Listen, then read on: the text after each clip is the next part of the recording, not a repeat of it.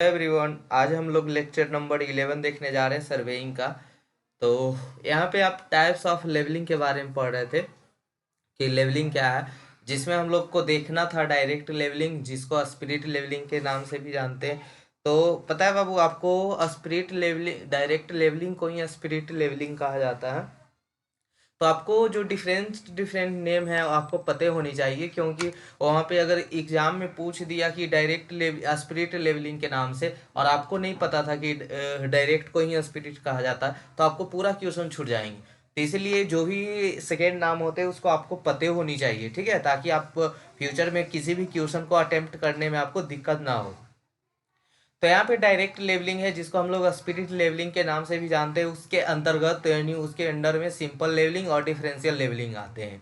तो simple levelling और differential levelling के भी बहुत सारे टाइप है, जैसे प्रोफाइल लेवलिंग, और उसी को दूसरा नाम है longitudinal levelling, cross sectional levelling, fly levelling, precise levelling, check levelling, reciprocal levelling. तो इतने सब टाइप के हैं जिसको हमको पढ़ना है आगे जाके नहीं, अभी ही पढ़ना है। इनडायरेक्ट लेवलिंग में आते हैं तो टाइगोनमेट्रिक लेवलिंग है, बैरोमेट्रिक लेवलिंग है, हाइप्सोमेट्रिक लेवलिंग है। तो इनडायरेक्ट लेवलिंग में ट्राइगोनमेट्रिक को पढ़ना है, बैरोमेट्रिक को पढ़ना है, हाइप्सोमेट्रिक को पढ़ना है। ओवरव्यू की बात करें तो इसको ट्राइगोनमेट्रिक प्रिंसिपल पे निकालते हैं। इसको एटमॉस्फेरिक प्रेशर जो ऊपर जाते हैं तो धीरे धीरे कम होना स्टार्ट हो जाता है। जो आपका जैसे जैसे हाइट बढ़ता है वैसे वैसे एटमॉस्फेरिक प्रेशर कमते जाता है। तो उस पर बेस्ड उस प्रिंसिपल पे निकालते हैं तो हम लोग बैरोमेट्रिक लेवलिंग कहते हैं। अब बॉइलिंग पॉइंट जैसे जैसे जैसे ऊपर बढ़ते जाते हैं तो बॉइलिंग पॉइंट, वाटर का बॉइलिंग पॉइंट कम होते जाता है, तो उस प्रिंसिपल पे निकालते हैं, तो उसको हम लोग कहते हैं हैप्सोमेट्रिक लेवलिंग, ठीक है।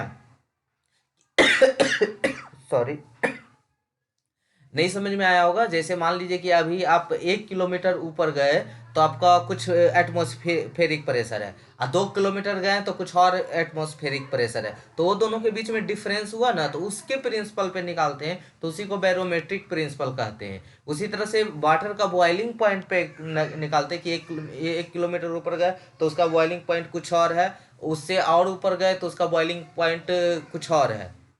तो दोनों को डिफरेंस को हम लोग क्या कहते हैं, हाइप्सोमेट्रिक लेवलिंग कहते हैं। आई होप क्लियर हुआ होगा। तो चलिए पहले इसी को डिफिनेशन दे देते हैं।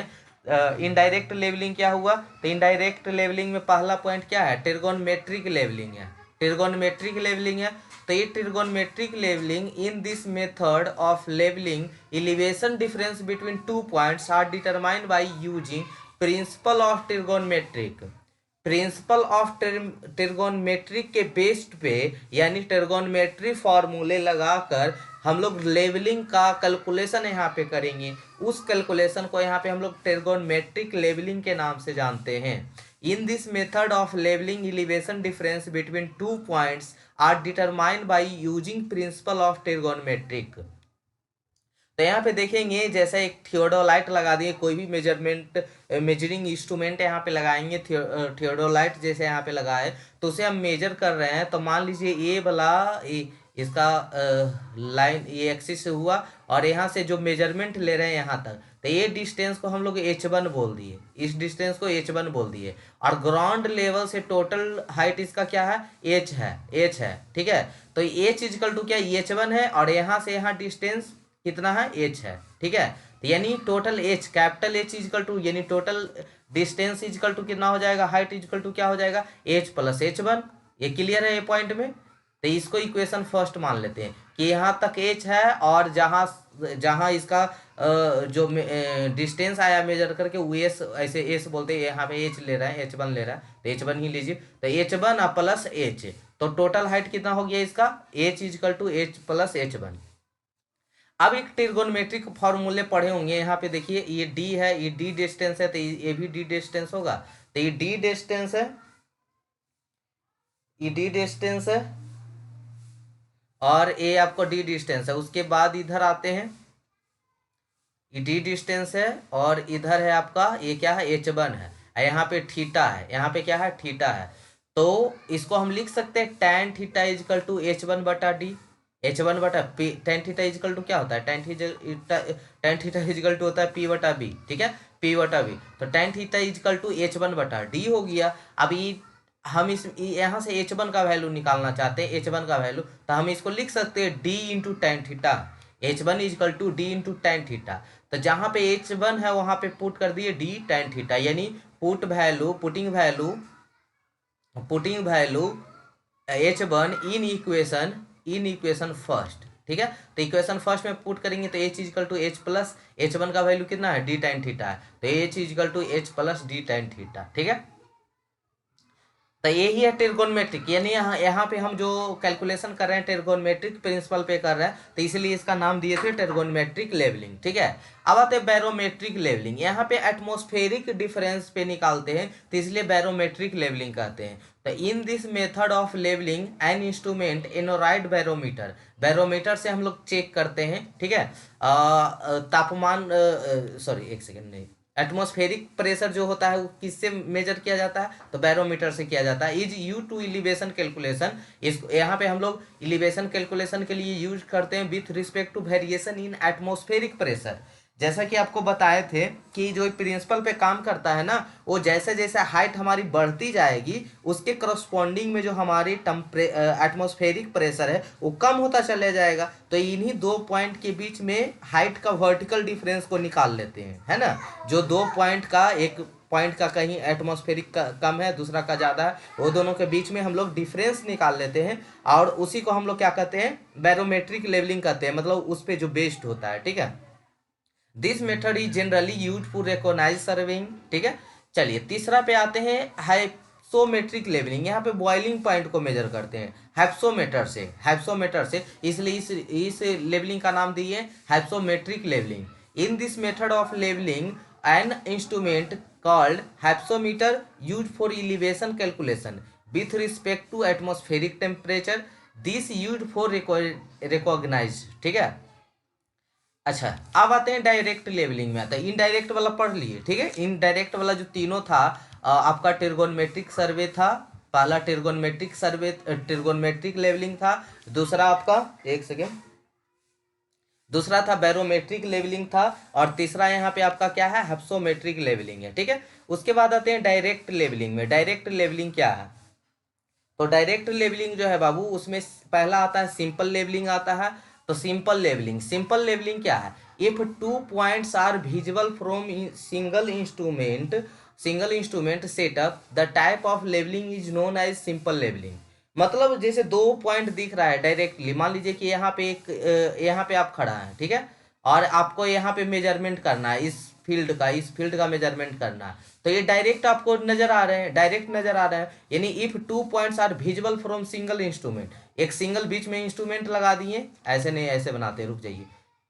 मान लीजिए यहाँ पे एक मंदिर है, ठीक है, यहाँ पे एक मंदिर है, यहाँ पे एक पेड़ है, यहाँ पे एक पेड़ है, और यहाँ पे इंस्ट्रूमेंट लगा कि दोनों को हमको लेबलिंग करना है। ठीक है, तो यहाँ से देख रहे हैं ये भी डायरेक्ट दिख रहा है, यहाँ से देख रहे हैं ये भी डायरेक्ट दिख रहा है, तो चलिए ये सिंपल लेबलिंग हो गया, इसमें कोई दिक्कत नहीं है। एक पॉइंट जहाँ इंस्ट्रूमेंट है वहाँ से दोनों पॉइंट क्या होना चाहिए, विजिबल होना चाहिए, तो उसको हम लोग सिंपल लेबलिंग बोलते हैं। यही मान लीजिए कि बीच में पहाड़ रहता, बीच में क्या रहता, पहाड़ रहता, एक सेकेंड, बीच में ही पहाड़ है और उसके बाद यहाँ पे पेड़ है, तो ये दिखाई देगा अब आपको, इस इंस्ट्रूमेंट से तो पहाड़ दिखाई दे रहा है, पेड़ तो दिखाई नहीं दे रहा, तो ये इनडायरेक्ट लेवलिंग में आ जाता है। ठीक है, तो हम सिंपल डायरेक्ट लेवलिंग में पहला देख रहे हैं सिंपल लेवलिंग, जिसमें क्या हो रहा है कि एक इंस्ट्रूमेंट जहां पे सेट किए हैं वहां से दोनों दिखाई दे रहा है, दोनों पॉइंट जहां जहां हमको मेजरमेंट लेना था, दोनों पॉइंट सिंपल सी दिखाई दे रही है। तो simple levelling, if two points are visible from single instrument setup the type of levelling is known as simple levelling, उसको हम लोग क्या बोलते हैं, सिंपल लेवलिंग के नाम से जानते हैं। अब आते हैं डिफरेंशियल लेवलिंग। तो डिफरेंशियल लेवलिंग में बेसिक अंडरस्टैंडिंग पहले हम लोग समझते हैं, यहाँ पे बहुत, यानी आपको ध्यान से सभी चीज़ों को देखना होगा क्योंकि आपका स्टार्टिंग है। ठीक है, तो यहाँ पे आप क्या कीजिएगा बाबू कि जो भी पॉइंट बता रहे हैं ना उसको हो सके तो या नोट कर लीजिएगा, या एक बार में याद हो जा रहा है तो सही है। ठीक है, तो यहाँ पे जो आपका BM है, मतलब बेंच मार्क, ठीक है, आप लिखते जाएंगे। ठीक है, सॉरी हम नहीं लिख पाए, ऐसे लिख देना चाहिए हमको एक जगह, ताकि कोई पहली बार पढ़े तो उसको समझ आए, लेकिन आप लिख लीजिएगा। BM मतलब बेंच मार्क है, BS मतलब लिख देते हैं यहाँ पे बेंच मार्क। बेंच मार्क क्या होता है बता रहे हैं, BS मतलब होता है बैक साइड, BS मतलब होता है बैक साइड, और एफ एस मतलब होता है फोर साइड, एफ एस मतलब होता है फोर साइड, ठीक है, फोर साइड, क्लियर है। और आई एस मतलब होता है इंटरमीडिएट साइड, आई एस मतलब होता है intermediate side, intermediate intermediate side, clear है।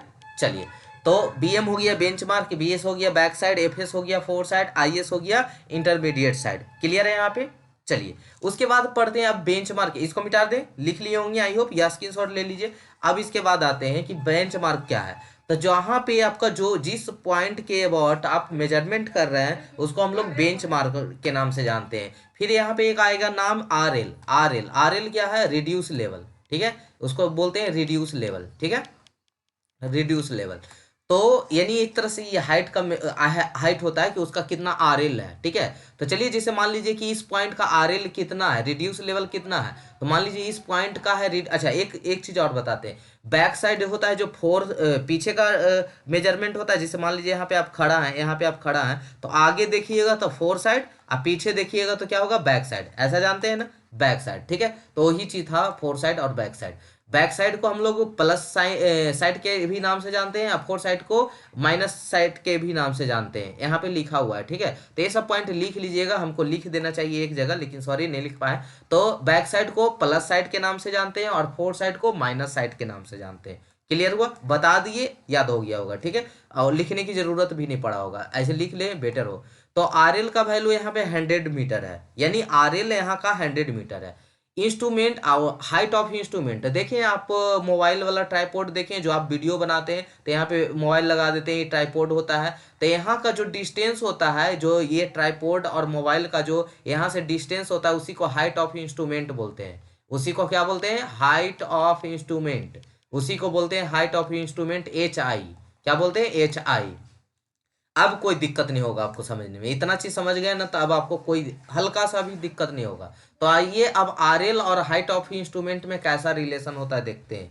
तो जैसे मान लीजिए कि इस पॉइंट का ए पॉइंट का रिड्यूस लेवल 100 था, आरएल कितना था, 100 मीटर था, 100 मीटर था। तो बताइए इस हाइट का, इस इंस्ट्रूमेंट का हाइट क्या होगा, यानी हाइट ऑफ इंस्ट्रूमेंट क्या होगा। तो उस टाइम आपको बैक साइड दिया रहेगा कि मेजरमेंट किए होंगे, तो बैक साइड यानी इस यहाँ का बैक साइड कितना, 1 मीटर है, ठीक है, जो मेजरमेंट कर रहे हैं वो कितना, 1 मीटर है, यानी बैक साइड बोलेंगे यहाँ पे, तो बैक साइड 1 मीटर दिया हुआ है। तो आर एल दिया हुआ है 100 मीटर और वहाँ का बैक साइड है 1 मीटर। तो हाइट ऑफ इंस्ट्रूमेंट बताइए, मैंने इंस्ट्रूमेंट का हाइट क्या होगा। तो हाइट ऑफ इंस्ट्रूमेंट निकालने के लिए हम लोग क्या करते हैं, R L plus back sight, R L plus back sight, formula लिख लेंगे, छोटा छोटा फॉर्मूला है। तो height of instrument equal to R L plus back side, तो आर एल का वैल्यू 100 और बैक साइड 1, तो हाइट ऑफ इंस्ट्रूमेंट वहां पे कितना हो गया, 101, कितना हो गया, 101। तो दो बैक साइड के बीच में हमेशा क्या आता है, इंटरमीडिएट साइड आता है, सॉरी ऐसे ऐसे बोलेंगे, यहाँ पे क्या हो गया, तो फोर साइड ना आके, जैसे अभी और फोर साइड आने वाले हैं ना, तो वहाँ पे फोर साइड ना, इसको इंटरमीडिएट साइड बोल देते हैं। जैसे आप अभी बोले थे कि यहाँ पे खड़ा हो जाइए, आगे देखिए तो आगे फोर साइड कहलाता है, लेकिन आगे फोर साइड है, फिर आगे फोर साइड है, तो ये फोर साइड क्या कहला जाएगा, बीच वाला इंटरमीडिएट साइड। ये तो आपको भी पता होगा कि जैसे अभी आगे देख रहे हैं तो फोर साइड है, फिर आगे देखेंगे फोर साइड है, फिर देखेंगे आगे फोर साइड है, तो वो जो बीच वाला है वो क्या कहलाएगा, इंटरमीडिएट साइड कहलाएगा। तो यानी एक तरह से जो इंटरमीडिएट साइड होता है वो फोर साइड ही होता है, ठीक है। तो अब यहाँ पे हमको आर एल निकालना है, एक सेकेंड, यहाँ पे हमको क्या निकालना है, आर एल निकालना है कि इसका आर एल कितना होगा। हमको ए पॉइंट का आर एल मालूम था, ठीक है, अब इस पॉइंट का, डी पॉइंट का आर एल बताइए, इस डी पॉइंट का आर एल कितना होगा। तो आर एल निकालने के लिए height of instrument minus intermediate side, height of instrument minus intermediate side. तो हाइट ऑफ इंस्ट्रूमेंट कितना है, 101 है, हाइट ऑफ इंस्ट्रूमेंट कितना आया था, 101, और इंटरमीडिएट साइड कितना है, इसका मेजरमेंट है 3 मीटर है, दिया हुआ है, दिया रहेगा। अभी बेसिक टर्म समझा रहे हैं, फिर इसको बनाना भी सिखाएंगे आपको, ठीक है। अभी समझा रहे हैं कि कैसे कैसे हम लोग आगे बढ़ते जाते हैं, और यहाँ से रिस्पेक्ट में कुछ थियोरी है जिसके वजह से समझाना हमको पड़ रहा है, ठीक है। तो यहाँ पे देखिए आर एल कितना हो जाएगा, height of instrument minus intermediate side, तो 101 माइनस 3 कितना हो गया, 98 मीटर। आर एल यहाँ का कितना आ गया, 98 मीटर, ठीक है, 98 मीटर। अब आइए, तो इंटरमीडिएट साइड है यहाँ पे, फिर उसके आगे देखेंगे तो फोर साइड है, ठीक है, फोर साइड है, फोर साइड कितना है, 3.5 मीटर, फोर साइड दिया हुआ है 3.5 मीटर।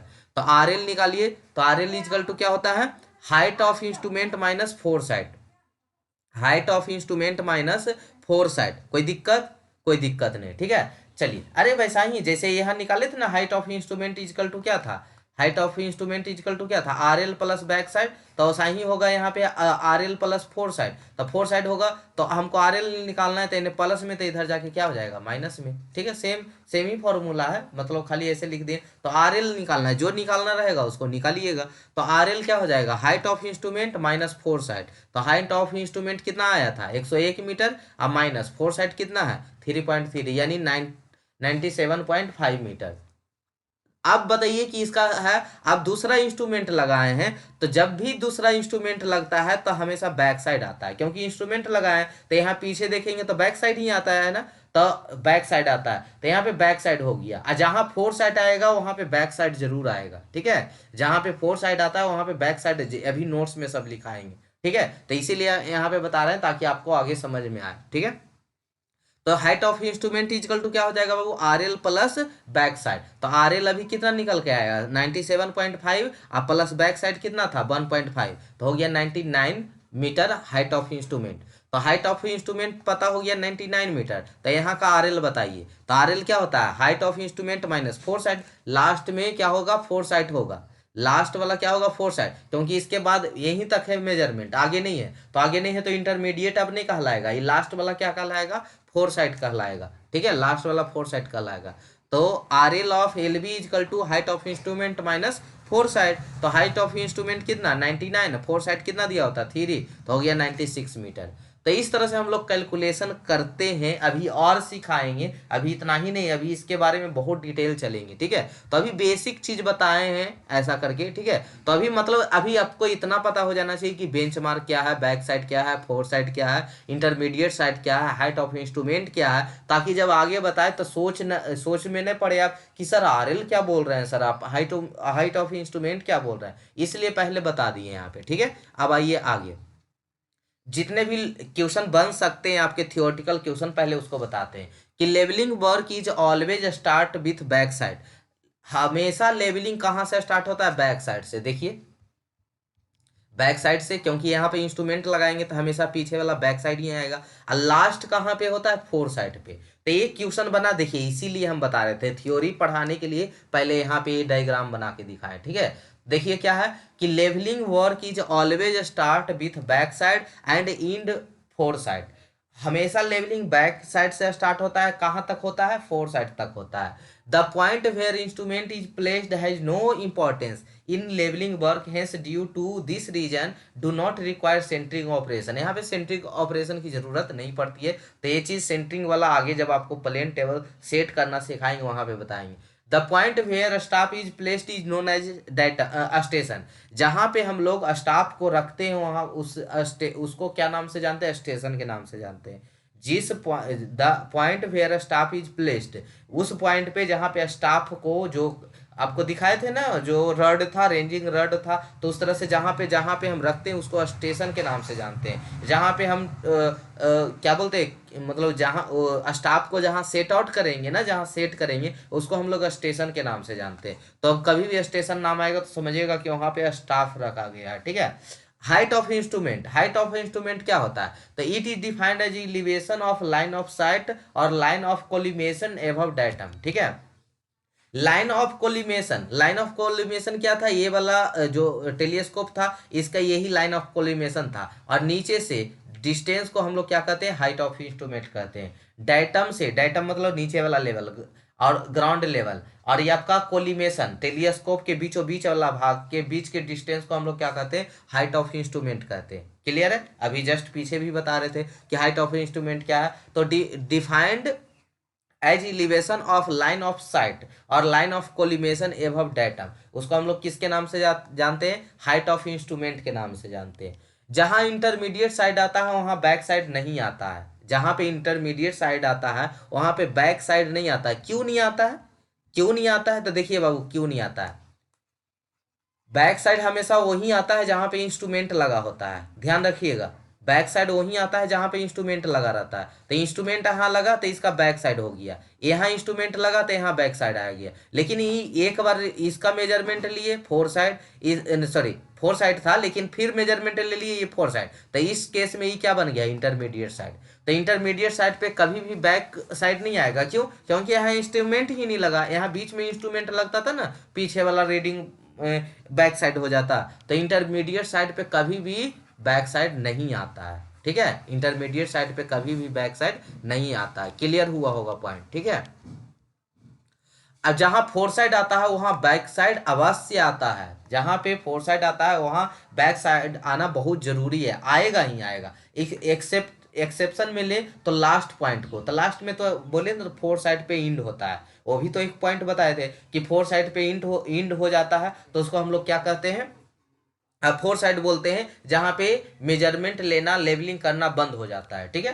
तो यानी बैक साइड से स्टार्ट होता है और फोर साइड पर जाके इंड हो जाता है, वहां पे बैक साइड नहीं आता है, ठीक है। चलिए, तो ये भी पॉइंट क्लियर हुआ होगा। लेवल फील्ड बुक क्या है, क्वेश्चन पूछा जाता है लेवल फील्ड बुक क्या है। तो it is a note book in which levelling data is recorded. There are two method to record the levelling data. There are two types of level. हम level करते हैं, levelling करते हैं, तो जो डाटा को रिकॉर्ड करके लिखते हैं उसी को लेवल फील्ड बुक कहते हैं। अरे एक को कॉपी बना लेते हैं, कॉपी में हम लोग नोट करते हैं ना मेजरमेंट, उसी को लेवल फील्ड बुक बोलते हैं। सिंपल सी बात। तो it is a note book in which levelling data is recorded. There are two method to record the levelling data. There are two types of level field book. पहला क्या है, height of instrument method, दो गो है। Level field book दो तरह के होता है, एक में होता है हाइट ऑफ इंस्ट्रूमेंट मेथड, दूसरा में होता है राइज एंड फॉल मेथड, ठीक है। हाइट ऑफ इंस्ट्रूमेंट मेथड, दूसरा में होता है राइज एंड फॉल मेथड। तो यहाँ पे आते हैं हाइट ऑफ इंस्ट्रूमेंट मेथड में देखते हैं। तो हाइट ऑफ इंस्ट्रूमेंट मेथड पहला देखते हैं। तो सीरियल नंबर डाला रहता है, स्टेशन होता है, बैक साइड होता है, इंटरमीडिएट साइड होता है, फोर साइड का टेबल होता है। हाइट ऑफ इंस्ट्रूमेंट यही निकालना होगा। और आरएल होता है, उसके बाद रिमार्क, ठीक है। उसके बाद क्या होता है, उसका रिमार्क, ठीक है। तो देखिए क्या मतलब, वहां पे क्या है, बेंच मार्क है या इंटरमीडिएट पॉइंट है या चेंजिंग पॉइंट है या इंड पॉइंट है, ठीक है। तो देखिए स्टेशन ए से स्टार्ट हुआ है, तो जहां से स्टार्ट होता है उसको क्या नाम बोलते थे, बेंच मार्क। क्लियर है। बुक को समझाते हैं जिसमें हम लोग मेजरिंग करते हैं ना, उस बुक को समझा रहे हैं कि उसमें क्या क्या लिखा हुआ रहता है। तो पहले तो सीरियल नंबर कि कितना स्टेशन है, 1 2 3 4। उसके बाद स्टेशन का नाम, कौन सा स्टेशन है, A station, B station, C station, D station, इस तरह से नाम रहता है। क्या आ रहा है, बैक साइड है कि इंटरमीडिएट साइड है कि फोर साइड है कि हाइट ऑफ इंस्ट्रूमेंट है, आरएल कितना है और उसका रिमार्क क्या है। तो जहां से स्टार्ट होता है वहां बेंच मार्क बोले थे, और जहां इंड होता है उसको क्या बोलते थे, इंड पॉइंट बोले थे। और जहां चेंज होता है उसको हम लोग क्या बोलते थे, सीपी बोलते हैं, चेंजिंग पॉइंट या टर्निंग पॉइंट। और आईपी क्या है, इंटरमीडिएट पॉइंट, ठीक है। तो ये सब नेमिंग होता है। चलिए अब आते हैं बैक साइड कितना था, बैक साइड 1 था, और बैक साइड सी पॉइंट पे 1.5 था। ऊपर वाला ही टेबल से बना रहे हैं, ऊपर वाला ही टेबल से बना रहे हैं। बैक साइड कितना है, देखिए बैक साइड कितना है, यहाँ पे बैक साइड कितना है, 1 है, और एक बैक साइड यहाँ पे कितना है, 1.5 है। फोर साइड कितना है, 3 है, और एक फोर साइड कितना है, 3.5 है, ठीक है। नहीं, ये तो इंटरमीडिएट है, 3 है। सिर्फ कितना है, 3.5 है, और यहाँ पे 3 है, ठीक है। यहाँ पे 3 है, लास्ट वाला में देखिए 3 मीटर है, 3.5 मीटर है। तो यहाँ पे बैक फोर साइड कितना फिल कर देंगे, फोर साइड कितना फिल कर देंगे, बैक साइड तो एक ही था बाबू। बैक साइड तो कितना था, 1 था और 1.5 था, और इंटरमीडिएट साइड 3 था, और फोर साइड कितना था, 3.5 था, 3 था। हाइट ऑफ इंस्ट्रूमेंट कितना आया था, 101 आया था पहला में, फिर 100, नहीं तो निकाल भी सकते हैं 100+1, यानी RL plus, height of instrument के लिए क्या फॉर्मूला था, हाइट ऑफ इंस्ट्रूमेंट के लिए क्या फॉर्मूला था, RL plus back side. RL का वैल्यू 100 है। एक सेकेंड रुक जाइए, इसको मिटा देते पहले। देखिए अब आरएल कितना है, 100 है, और बैक साइड कितना है, 1 है, तो हाइट ऑफ इंस्ट्रूमेंट कितना हो जाएगा, 101, ठीक है। अब देखिए, अब इसके बाद आरएल 98 है, ठीक है, और इसका हाइट ऑफ इंस्ट्रूमेंट निकालना है। तो 98 प्लस इंटरमीडिएट साइड कितना हो गया, 101। 97.5 है आरएल। अब इसका निकालना है आपको हाइट ऑफ इंस्ट्रूमेंट, कितना हो जाएगा, 97.5 प्लस फोर साइड 3.5। यहाँ पे बैक साइड और फोर साइड दोनों आया है, ठीक है। तो कितना हो गया, यहाँ पे हो गया 101 मीटर, और 96 प्लस 3 कितना हो गया 99 मीटर। या ऐसे भी कर सकते हैं कि आरएल निकालना है, तो आरएल निकालना है तो क्या कीजिएगा, हाइट ऑफ इंस्ट्रूमेंट से इंटरमीडिएट साइड घटा दीजिएगा तो आरएल आ जाएगा, मतलब कोई एगो गायब रहेगा तो आपको निकल जाएगा, ठीक है। जैसे यहाँ पे मान लीजिए कि इंटरमीडिएट हाइट ऑफ इंस्ट्रूमेंट दिया रहता है, हाइट ऑफ इंस्ट्रूमेंट दिया है, आरएल निकालना है, तो 101 प्लस 3 कितना हो गया, नहीं सॉरी 101 माइनस 3 कितना हो गया, 98 हो गया। तो ये फार्मूला बस जो अभी अभी आपको पीछे बताया था वो पता होना चाहिए, तो यही है हाइट ऑफ इंस्ट्रूमेंट। अच्छा, ये टेबल सही बना मतलब मेजरमेंट सही हुआ कि गलत हुआ, चेक करने के लिए हम लोग फार्मूला लगाते हैं, समेशन ऑफ बैक साइड, मतलब टोटल बैक साइड को जोड़ दीजिए, टोटल फोर साइड को जोड़ दीजिए, जो किसके बराबर होना चाहिए, first RL minus last RL, last RL minus first RL, तो दोनों बराबर है, मतलब ये आपका टेबल बना हुआ सही है, मेजरमेंट लिया हुआ सही है। बैक साइड टोटल कितना है, 1 और 1.5 कितना हो गया 2.5, माइनस फोर साइड कितना है, फोर साइड कितना 3.5 और 3 कितना हो गया 6.5, तो 2.5 माइनस 6.5 कितना हो गया -4। अब last RL minus first RL, तो लास्ट आरएल कितना है 96 माइनस 100 कितना -4, यानी दोनों इक्वल है, ओके। तो इस पे और क्वेश्चन करवा देंगे, अगर आपको जरूरत होगा तो बोलिएगा। तो ये हाइट ऑफ इंस्ट्रूमेंट मेथड है। अब दूसरा मेथड क्या था, फील्ड बुक जो मेथड था, दूसरा क्या था, राइज एंड फॉल मेथड था। इससे क्वेश्चन भी पूछे जा सकते हैं, देखिएगा अगर प्रीवियस ईयर में रहेगा तो करवा देंगे और क्वेश्चन प्रैक्टिस करवा देंगे, ठीक है। तो देखिए राइज एंड फॉल मेथड है, राइज एंड फॉल मेथड में क्या होता है कि उसी में सीरियल नंबर रहेगा, स्टेशन रहेगा, बैक साइड रहेगा, इंटरमीडिएट साइड रहेगा, फोर साइड। राइज मतलब बढ़ रहा है, फॉल मतलब कितना घट रहा है। आरएल जो था ना, जैसे आरएल पहले 100 था फिर 98 हो गया था, 100 था आरएल फिर 98 हो गया, मतलब कितना का फॉलिंग हुआ, 2 का फॉलिंग हुआ। फिर देखिए 98 से 97.5 हो गया था, तो कितना फॉलिंग हुआ 0.5, फिर 96 हो गया, कितना फॉलिंग हुआ 1.5। अगर बढ़ता था राइज में लिख देते, अगर 98 से 99 हो जाता तो राइज में 1 लिखा जाता। देखिए यहाँ पे देखिए आपका टेबल जो अभी था, टेबल से ही बताते हैं, टेबल से ही बताते हैं। टेबल में कितना था पहले, आरएल 100 था, आरएल पहले कितना था टेबल में, मिटाते हैं पहले ही सबको। देखिए आरएल कितना था पहले 100 था, फिर आरएल कितना हो गया 98, तो मनी घटा होगा, फिर आरएल कितना हो गया 97.5, फिर आरएल कितना हो गया 96, तो यानी घटते ही गया है, तो खाली फॉल हुआ है। अगर राइज होता 98 है तो यहाँ पे 98 के बाद यहाँ पे 99 हो जाता, तो क्या हो गया राइज हो जाता, ठीक है। तो सिर्फ यहाँ पे फॉल होते गया, यानी खाली फॉल होगा, ठीक है, सिर्फ खाली फॉल होगा, तो यानी यहाँ पे खाली जो वैल्यू होगा वो किस में पुट हुआ, फॉल में हुआ। तो आई होप कोई दिक्कत नहीं हुआ होगा, कोई दिक्कत हुआ, कोई दिक्कत नहीं हुआ। तो वही राइज और फॉल ऐसा ही करके हम लोग निकालते हैं। तो और क्वेश्चन कहिएगा तो और क्वेश्चन प्रैक्टिस करवा देंगे, ठीक है, क्वेश्चन लेके प्रैक्टिस करवा देंगे, ये तो टेबल में है ना, क्वेश्चन से प्रैक्टिस करवा देंगे। तो देखिएगा प्रीवियस ईयर अभी नहीं देखे, देखेंगे तो बताएंगे कि उसमें पूछा है कि नहीं पूछा है, ठीक है। तो देखिए summation of back side minus, अगर पूछा होगा तो ढेर सारा क्वेश्चन प्रैक्टिस करवाएंगे। बैक साइड माइनस, अच्छा इसको चेक करने का तरीका, summation of back side minus summation of fore sight equal to last RL minus first RL equal to rise summation of rise minus summation of fall. तो back side कितना है, 1 1.5 2.5 में से 6.5 गया, मतलब माइनस कितना है 2.5 माइनस 6.5, तो -4, क्योंकि ये बैक साइड 1 और 1.5 है, फोर साइड कितना है 3.5 और 3 है। आरएल कितना है 96 और कितना है 100 है, तो 96 में से 100 गया -4, 96 माइनस 100। और राइज और फॉल, राइज कितना है इसमें, तो राइज तो 0 है, अब फॉल कितना है तो 2 और ए 2 4 यानी 4, यानी -4 -4 -4 सही है, ठीक है। तो यही आपका क्या था, सर्वे फील्ड बुक था, यही सर्वे लेवल फील्ड बुक था, जिसको हम लोग सर्वे लेवल फील्ड बुक के भी नाम से जानते हैं। तो उसी में 2 मेथड था, हाइट ऑफ इंस्ट्रूमेंट मेथड और दूसरा राइज एंड फॉल मेथड। तो यही है हाइट ऑफ इंस्ट्रूमेंट मेथड और अगला है राइज एंड फॉल मेथड, ठीक है। तो यही था। अब दोनों में कंपैरिजन करते, दोनों में क्या डिफरेंस है, हाइट ऑफ इंस्ट्रूमेंट मेथड क्या है और राइज एंड फॉल मेथड में क्या दिक्कत है। तो ये लेस एक्यूरेट है, हाइट ऑफ इंस्ट्रूमेंट उतना ज़्यादा एक्यूरेट नहीं होता, लेकिन राइज और फॉल मेथड बहुत ज़्यादा एक्यूरेट होता है। There are no check on intermediate sight, क्योंकि इसमें इंटरमीडिएट साइड का चेक नहीं होता है, इसमें there is check on intermediate sight in terms of rise and fall, जो राइज एंड फॉल हो रहा है उसमें इंक्लूड हो जाता है इंटरमीडिएट साइड, ठीक है। तो इसलिए ये एक्यूरेसी माना जाता है राइज एंड फॉल मेथड वाला। लिख दीजिएगा अगर राइज फॉल में और हाइट ऑफ इंस्ट्रूमेंट में अगर डिफरेंस लिखने के आए तो। Suitable when large number of intermediate sight are required, ये किसके लिए सिर्फ है, जब large number of intermediate sight है, ये फ्लाई लेवलिंग के लिए है, ठीक है। तभी पढ़ेंगे फ्लाई लेवलिंग क्या है।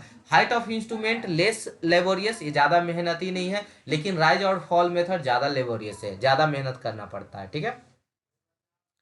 अब यहाँ देखिए एक ऑब्जेक्टिव क्वेश्चन बता रहे हैं जो एसएससी जेई में गुप्ता एंड गुप्ता का क्वेश्चन है, ठीक है।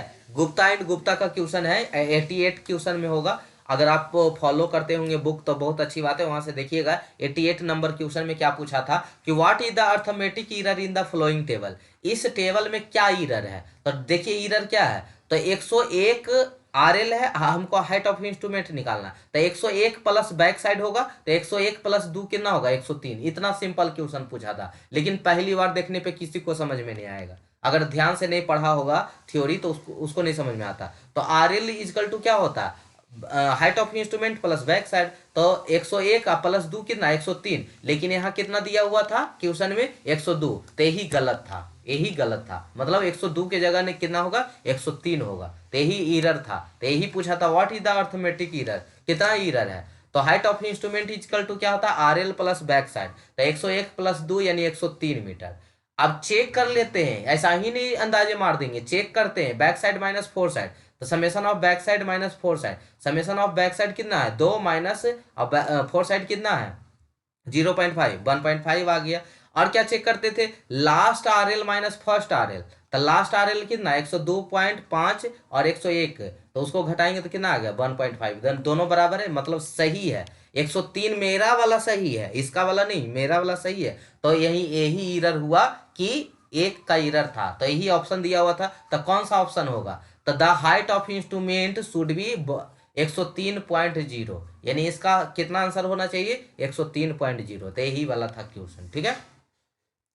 उसी तरह से यहाँ पे the following consecutive reading were take the dumpy level, तो यहाँ बताइए कि बैक साइड ऑफ टू जो यहाँ रीडिंग लिया गया, मतलब पहला रीडिंग लिए तो 0.695 आया, दूसरा रीडिंग 1.525 आया, 2.395 आया, 0.635 आया, तो इस तरह से रीडिंग आया। तो बताइए कि 2.395 मतलब ये वाला रीडिंग और 0.635 ये वाला रीडिंग क्या है, फोर साइड है कि बैक साइड है, फोर साइड है कि बैक साइड है, मतलब थर्ड और फिफ्थ के बाद रीडिंग जो ले रहे हैं 2.395 और 0.635, इसमें क्या है, तो फोर साइड है कि बैक साइड है। तो ये जहां पे सुनिएगा ऐसे बताते हैं, ऐसे बताते हैं, एकदम ट्रिक के साथ बता देते हैं, ठीक है, ट्रिक के साथ, कि जहां पे वैल्यू घटना स्टार्ट हो जाता है उसको बैक साइड बोलते हैं।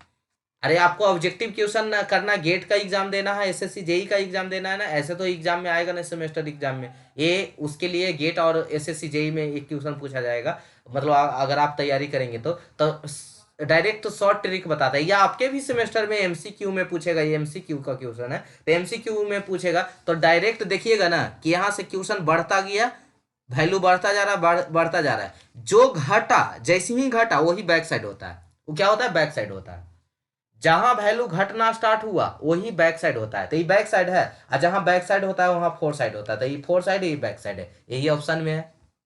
देखिए पहला क्या है फोर साइड है, दूसरा क्या है बैक साइड है, तो यही आंसर हो गया। तो 98 91 वाला तो क्वेश्चन ही नहीं यहाँ पे लिखे, तो क्या बताएं, खाली आंसर लिख दिए, तो इसको रहने देते हैं। 94 वाला में देख लीजिए, यहाँ पे पूछ रहा है कि बैक साइड क्या होगा, इतना रीडिंग लिया गया है, ये सब रीडिंग लिया गया है, तो इसमें बताइए बैक साइड कौन कौन है। तो क्या बोले थे कि जैसे ही वैल्यू घटना स्टार्ट हो जाए उसको हम बैक साइड बोलते हैं। तो पहला वाला तो ऐसे भी बैक साइड होता है, पहला रीडिंग वैसे भी बैक साइड ही होता है, तो पहला रीडिंग बैक साइड, दूसरा रीडिंग देखिए अब कौन बैक साइड होगा, देखिए 0.425 है, वैल्यू बढ़ा वैल्यू बढ़ा वैल्यू बढ़ा वैल्यू बढ़ा वैल्यू घट गया, यही होगा बैक साइड, ये क्या है बैक साइड, तो देखिए 0.750। फिर अब देखिए वैल्यू बढ़ा ये फिर वैल्यू घट गया, तो ये घट गया तो यही हो गया बैक साइड, जहां वैल्यू घटा वही होता है बैक साइड। कितना अब कभी भूलेंगे आप, कमेंट सेक्शन में बताइए, तो तब ऐसा ऐसा करके क्वेश्चन बताएंगे आपको, मतलब इतना इजी इजी क्वेश्चन बताएंगे, इजी तरीके से बताएंगे, अगर आप कमेंट सेक्शन में कमेंट कीजिएगा तब, ठीक है। तो देखिए, तो जैसी लेवल जैसी रिड्यूस हुआ वैसी वही होता है बैक साइड, फिर बढ़ा बढ़ा बढ़ा तो ये बस तो 3 ही होगा बैक साइड। जहाँ जैसे ही वैल्यू घटना स्टार्ट हुआ उसी वही होता है बैक साइड। क्लियर है? इससे आसान कोई कोई नहीं बता सकता है। चलिए, टाइप्स ऑफ डिफरेंशियल लेवलिंग, तो इसको हम लोग कल देखेंगे, आज इतना ही तक रहने देते हैं। ठीक है, थैंक यू सो मच यहाँ तक बने रहने के लिए। मिलते हैं हम लोग नेक्स्ट एपिसोड में।